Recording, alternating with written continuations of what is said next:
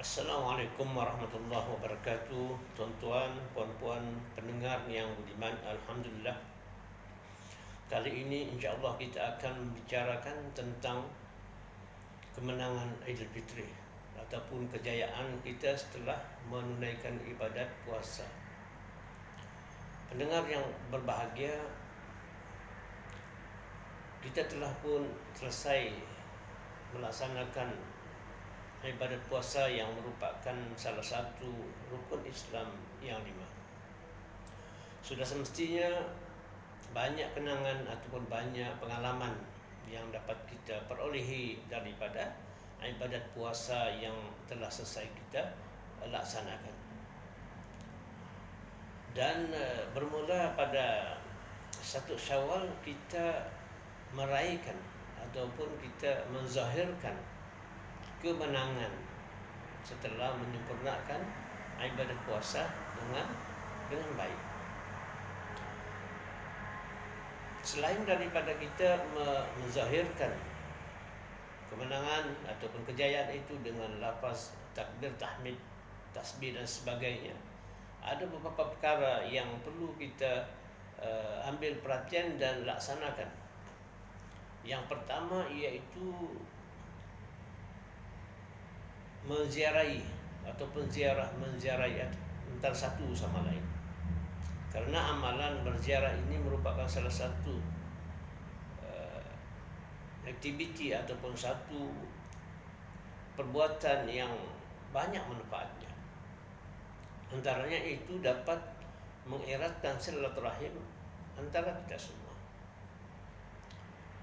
Sedangkan pada sebelum puasa kita melakukan ziarah menziarahi, apatah lagi selepas berpuasa, maka sudah semestinya amat dituntut untuk sama-sama menzahirkan kejayaan, untuk sama-sama melafazkan kesyukuran kepada Allah Subhanahu wa taala. Samping menjamah ataupun menjamu selera dengan juada-juada Aidilfitri, maka perbuatan ataupun amalan ziarah menziarahi itu boleh mengeratkan silaturahim. Yang kedua, perlu mengekalkan amalan ataupun bersedekah. Sebab itu Rasulullah SAW pernah bersabda, kullu ma'rufin sedekatun. Tiap-tiap kebaikan itu dia kata adalah sedekah. Maka peluang ataupun ruang untuk kita menambahkan ibadat kita ialah dengan bersedekah pada bulan Syawal, pada Aidilfitri. Bermakna kita tidak akan rugi ataupun kita tidak akan kata kehilangan harta benda ataupun apa-apa juga yang kita kasihi sekiranya kita nafkahkan ataupun sedekahkan pada orang lain ataupun pada orang yang sangat memerlukan. Tetapi dalam konteks buat kebaikan, kita sebenarnya tidak semesti ada modal ataupun tidak semesti ada wang ringgit. Banyak cara ataupun kaedah untuk kita melakukan kebaikan, dan kebaikan itu boleh dikira sebagai sedekah.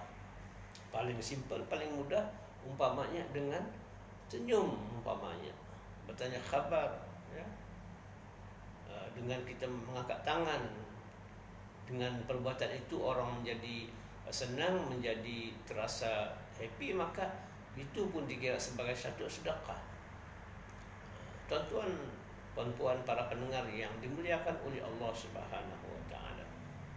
Seterusnya, pada bulan yang mulia Syawal, kita jangan sampai membazir. Dalam kita meraihkan kemenangan, kejayaan, menunaikan ibadah puasa, jangan sesekali kita membazir. Kerana sesungguhnya perbuatan membazir itu adalah amalan syaitan. Apa gunanya kita waktu puasa mendidik supaya makan yang ala kadar umpamanya? Apa maknanya kita berwaspada dalam bulan puasa untuk menjaga kesihatan? Tiba-tiba apabila menjelma Syawal, kita pun membeli belah sehingga berlakunya pembaziran. masyarakat apabila berlaku pembaziran itu merupakan satu perbuatan yang tidak digalakkan di bulan Syawal.